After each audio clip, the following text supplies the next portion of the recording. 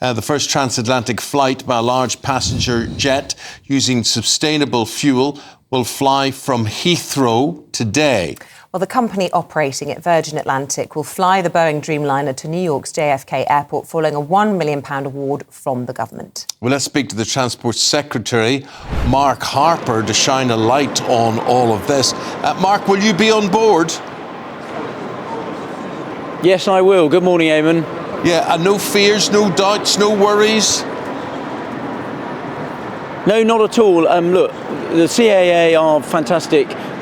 Gold standard regulator has looked very carefully at this and signed it all off, so very comfortable with doing that. And this is a real step forward for using 100% sustainable aviation fuel for a first commercial scale transatlantic flight. And this is part of how we get this innovation and technology to mean that we can continue making sure flying is available for everybody, but in a way that protects the environment, which I think what most people want us to be able to do.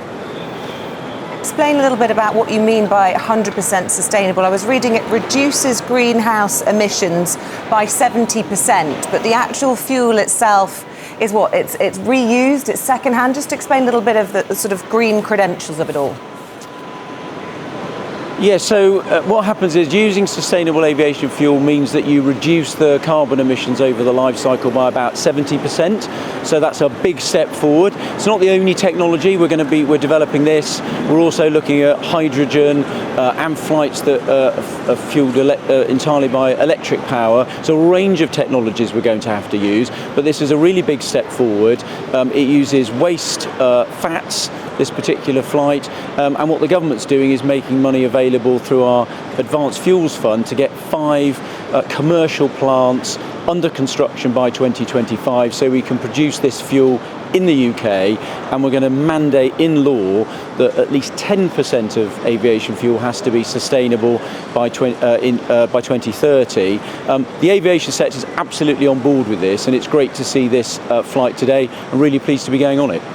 It's very exciting and interesting to hear about how you're going to legislate for those changes. I just wonder, how will it all be regulated? Because just reading a little bit about it this morning, I did see that the government has been accused of being misleading, saying that some of the sustainable aviation fuel isn't that sustainable, and that some countries in Asia, from where much of this fuel is bought, was actually being passed off as having been used, but it was palm oil that was causing deforestation, and we know the impact that has on wildlife, on the environment, and endangered species as well. So are you satisfied that this is actually sustainable fuel and that it is properly being regulated?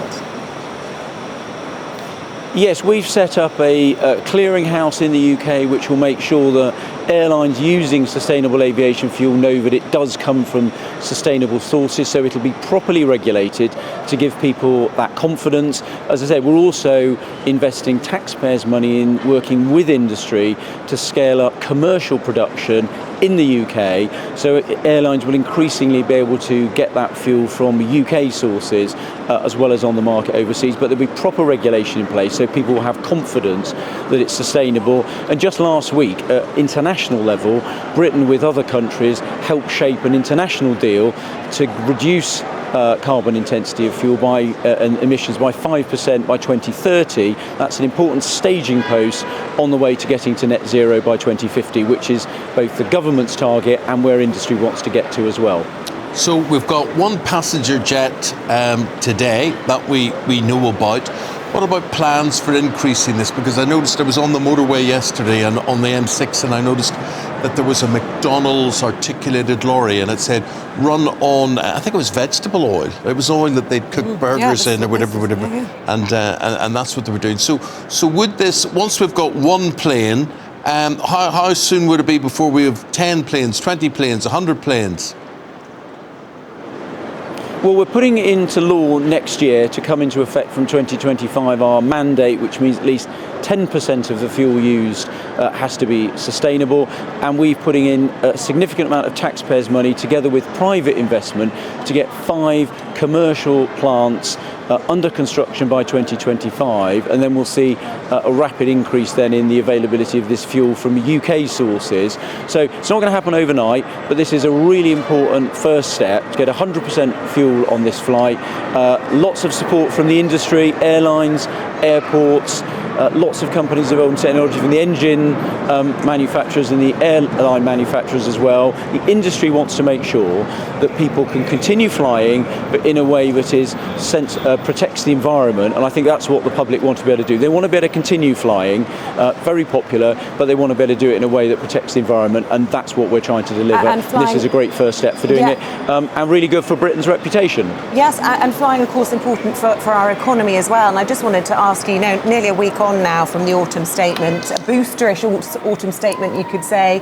There were sort of good feelings in the aftermath. But yesterday, you'll have seen that the Governor of the Bank of England was talking about our growth outlook as the worst he's ever seen. And this comes just days after the OBR predictions for growth over the next 2 years. Bad news for homeowners. A lot of the papers this morning saying that interest rates are going to stay sticky in about 5.25 for the foreseeable future. Not quite the picture that the Chancellor was trying to paint for us this time last week.